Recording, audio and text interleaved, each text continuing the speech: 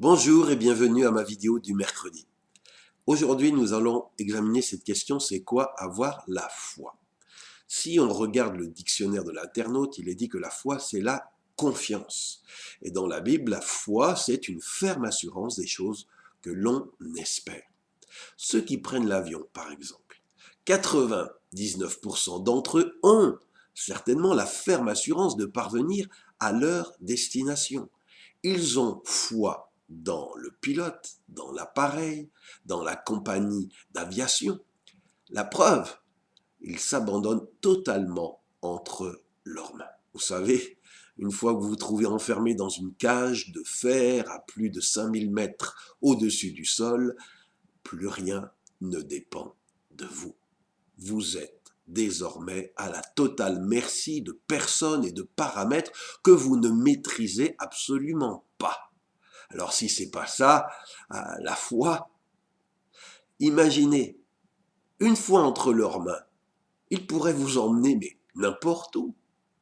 Mais vous êtes là, assis à votre siège, en train de regarder des films, à manger, à vous détendre. Pourquoi?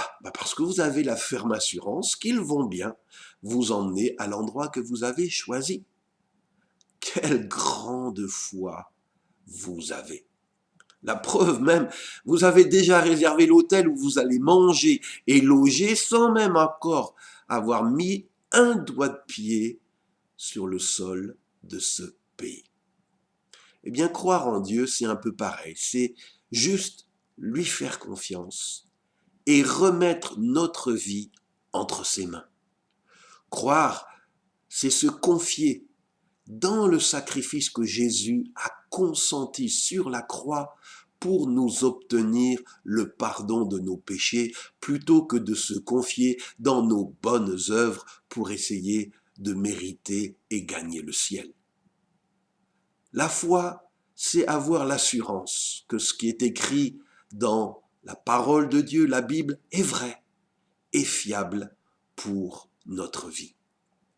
Le psaume 40, verset 4 dit « Il est heureux l'homme qui met sa confiance dans le Seigneur. » J'en ai fait l'expérience et peux en témoigner. Quel repos de pouvoir s'abandonner entre des mains aimantes et sûres. Mais quelle fatigue d'être toujours aux abois et d'avoir constamment à se méfier de tout et de tout le monde.